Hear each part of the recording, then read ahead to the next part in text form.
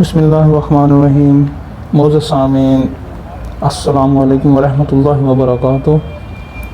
معزز سامعین، ہم آپ کو اپنے یوٹیوب چینل دارالاسلام میں خوش آمدید کہتے ہیں۔ آج کا ہمارا ٹاپک ہے اسلام میں لڑکیوں کی پرورش کی فضیلت۔ اب پرورش سے کیا مراد ہے؟ پرورش سے مراد ہے اچھی تربیت، جس کا اسلام نے والدین کو حکم دیا ہے، یعنی کہ اسلام کے مطابق تربیت کرنا۔ اگر انسان اپنی بچوں کی تربیت اسلام کے مطابق کرتا ہے تو اللہ تعالیٰ اس پر اس شخص کو کیا اجر دیتا ہے؟ سنیے حدیث کی روشنی میں۔ حدیث شریف کا مفہوم ہے، حضرت انس رضی اللہ تعالیٰ عنہ نے نبی کریم صلی اللہ علیہ وسلم سے بیان کرتے ہیں، آپ صلی اللہ علیہ وسلم نے فرمایا، جس شخص نے 2 لڑکیوں کی پرورش کی یہاں تک کہ وہ دونوں بالغ ہو گئیں، قیامت کے دن میں اور وہ ان 2 انگلیوں کی مانند اکٹھے آئیں گے۔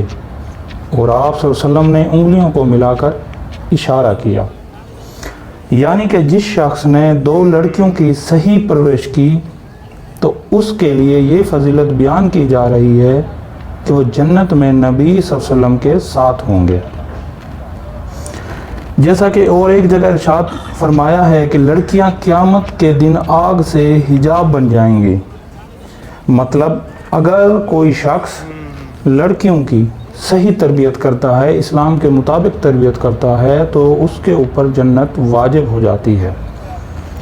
ایک اور جگہ ارشاد فرمایا ہے، حدیث شریف کا مفہوم ہے، حضرت عائشہ رضی اللہ تعالیٰ عنہا فرماتی ہیں کہ ایک مسکین عورت 2 لڑکیوں کے ساتھ میرے پاس آئی، میں نے اس کو 3 کھجوریں دے دی، چنانچہ اس نے ہر ایک کو ایک ایک کھجور دی اور ایک کھجور کو اپنے منہ کی طرف اٹھایا تاکہ خود کھائے، لیکن اس کی دونوں لڑکیوں نے اس سے اس کھجور کا بھی مطالبہ کیا۔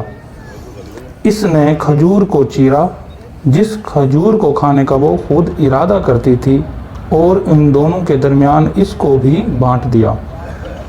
حضرت عائشہ رضی اللہ تعالیٰ عنہ فرماتی ہیں کہ مجھے اس کا یہ طرز عمل بہت اچھا معلوم ہوا، میں نے اس کا تذکرہ آپ صلی اللہ علیہ وسلم کے پاس کیا، آپ صلی اللہ علیہ وسلم نے ارشاد فرمایا، اللہ پاک نے اس کے لیے اس کی وجہ سے جنت کو واجب کر دیا، یا اس عمل کی وجہ سے وہ جہنم سے آزاد ہو گئی۔